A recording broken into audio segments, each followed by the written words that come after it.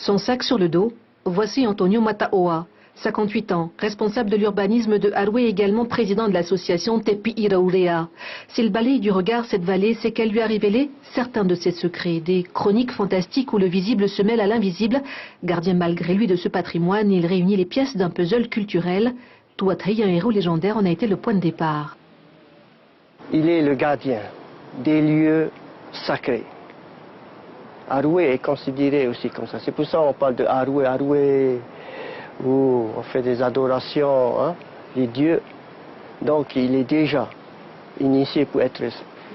L'homme, demi-dieu, habitant sur les hauteurs de la ville, aurait donc reçu la faculté de se manifester sous plusieurs formes, selon un itinéraire marqué par des balises symbolisées par des pierres magnétiques. Lorsqu'il descend, ils arrivent sur cette pierre-là, se retransforment. Parce qu'il se métamorphose. Métamorphose, effectivement. Il est homme, il se transforme en animal, et une fois qu'il touche cette pierre... Il se transforme en homme aussi, et une fois qu'il va vers la plage, il se transforme aussi en autre animal, soit un requin, ou un dauphin, ou un cachalot. Il peut transformer en plusieurs. Et il part jusqu'à... Et il peut...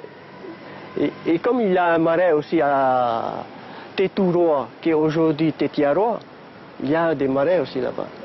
Si Tuatei se manifeste, c'est parce qu'il a pour mission d'avertir la population qu'un phénomène naturel se prépare. Son lien avec la nature lui permet d'entrer en contact avec les hommes par le biais des visions.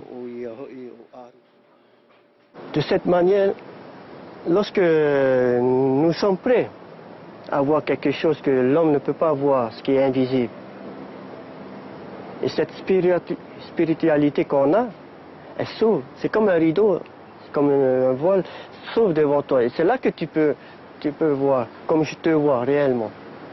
Nul ne sait quand il est apparu pour la première fois, mais une chose est sûre, certains soirs de lune, des branches se plient au passage invisible du héros légendaire, toujours accompagné de son fidèle Ihuru.